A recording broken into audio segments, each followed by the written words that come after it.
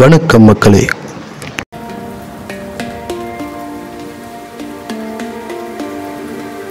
போகிற வழியெல்லாம் இந்த குரங்குகளோட சேட்டைகளை பார்த்துட்டே போனோம்.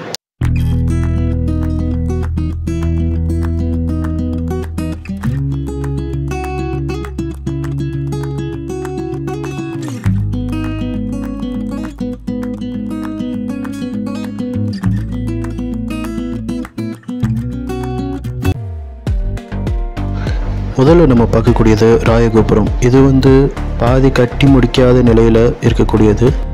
உள்ளே இருக்கக்கூடியது இரணியன் கோட்டை என்றும் வெளியே இருக்கக்கூடிய கோட்டை அழகாபுரி கோட்டை என்றும் அழைக்கப்படுது.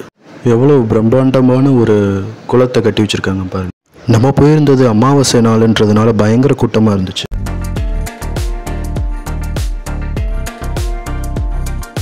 வேண்டுதலுக்காக நிறைய இதெல்லாம் கட்டி வச்சுருந்தாங்க. உங்களை காட்டணும்னு நினச்சது இந்த கோபுரத்தை தான். பாருங்கள், அங்கே இதில் எவ்வளோ அழகாக தெரியுதுன்றது தெரியல. ஆனால் நான் அங்கே நேராக பார்க்கும்போது ரொம்ப அழகாக இருந்துச்சு. கீழே இருக்கக்கூடிய அழகரை பார்த்தாச்சு. இனிமேல் மேலே இருக்கக்கூடிய முருகனை பார்க்குறதுக்காக நம்ம எப்பவும் போல் வண்டியில் போகாமல் இந்த தடவை நடந்து போக போகிறோம். அதுவும் மலை ஏற போகிறோம். வாங்க போகலாம்.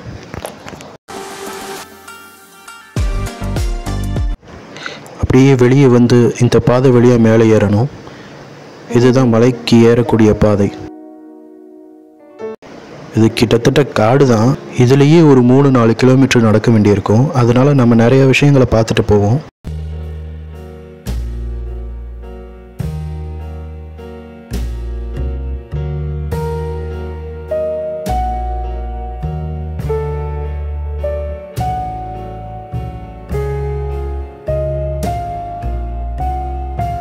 அப்படியே போய்கிட்டு இருக்கும்போது இன்னொரு குளம் ஒன்று பார்த்தோம். தண்ணி ரொம்ப மோசமான நிலையில் தான் இருக்குது.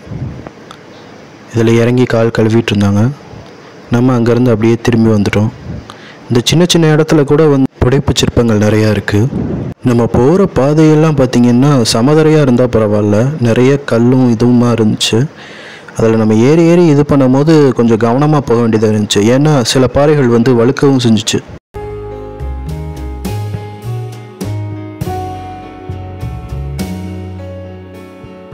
இதில் ஒரு நல்ல விஷயம் என்னென்னா, வெளியில் எவ்வளோ வெயில் அடித்தாலும் இந்த இடத்துல அது தெரியல. நிறைய மரங்கள் இருக்கிறதுனால நிழலாகவே இருந்துச்சு.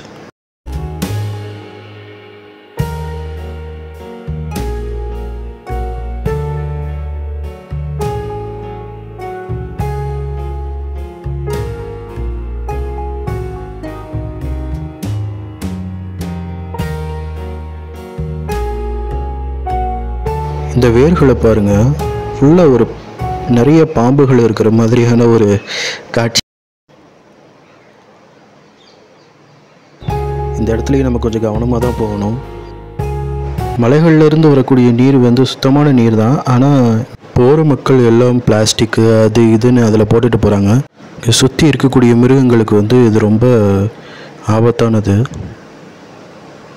சரி, வாங்க நடந்து போவோம் மேலே.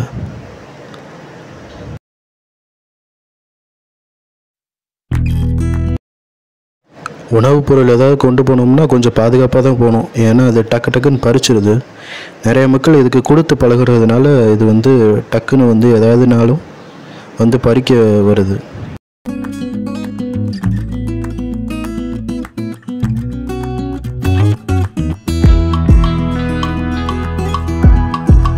தொடர்ச்சி ஒரு 6 கிலோமீட்டர் நடந்து வந்ததுக்கப்புறம் நம்ம பழமுதிர் சோலையை நெருங்கிட்டோம்.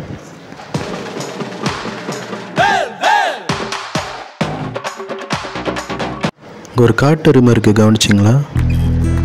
சரி, நாம் அப்படியே சாமியை கும்பிட்டுட்டு அங்கேருந்து கிளம்பியாச்சு.